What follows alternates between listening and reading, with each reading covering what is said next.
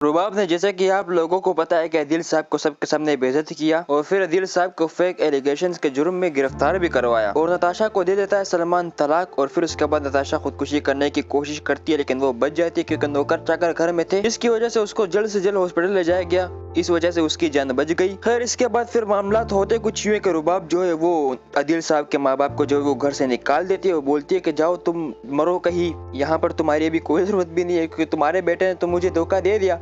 अब मैं क्या करूंगी तुम्हें अपने घर रखकर। तो उनके साथ रुबाब काफी ज्यादा बदतमीजी से बात करती है और फिर उनको अपने घर से भी निकाल देती है। जब वो उनको घर से निकालते तो उनका घर जो है वो अदील साहब बेच चुके थे। तो उसके बाद वो क्या करे, तो वो जाती है अपनी बेटी के घर, मतलब अदील साहब की बहन के घर। और फिर अदील साहब के जो अब्बा है वो सब कुछ बताते अपनी बेटी को कि हमारे साथ उसने कितना बुरा किया, अदील साहब को उसने गिरफ्तार करवाया। और अदील की जो अम्मी थी वो काफी ज्यादा परेशान थी और काफी ज्यादा शर्मिंदा भी थी कि हम लोगों ने शर्जीना और मुस्तफा को इसी तरह आधी रात को घर से निकाल देता, पता नहीं वो लोग किस हाल में थे उस टाइम पे। अब देखो, जैसा हम लोगों ने उनके साथ किया था उसी तरह हमारे साथ भी हो रहा है, ये मकाफाते अमल है हमारे साथ। यही बातें चल रही थी वहाँ पर। सर, यहाँ पर ये मामला चल रहे थे, वहाँ पर शर्जीना जो है वो काफी ज्यादा नाराज थी और परेशान भी थी कि मेरा बच्चा खो गया है। और शायद वो मुस्तफा के साथ रहना नहीं चाहती थी आगे, क्योंकि उसको लगता था कि जिस मुस्तफा से मैंने प्यार किया था वो मुस्तफा अब वो मुस्तफा नहीं रहा, वो मुस्तफा बदल चुका है, वो मुस्तफा पैसे कमाने के पीछे लग चुका है और मुझे और मेरे बेटे को भूल चुका था। फिर यहाँ पर शर्जीना की जो थिंकिंग थी वो तो साथ ठीक थी ही, लेकिन उसके साथ मुस्तफा की थिंकिंग भी ठीक थी ना यार। वो चाहता था कि मेरा बच्चा, मेरी बीवी बड़े घर में रहे, बड़ा अच्छा खाए अच्छा पिए, कोई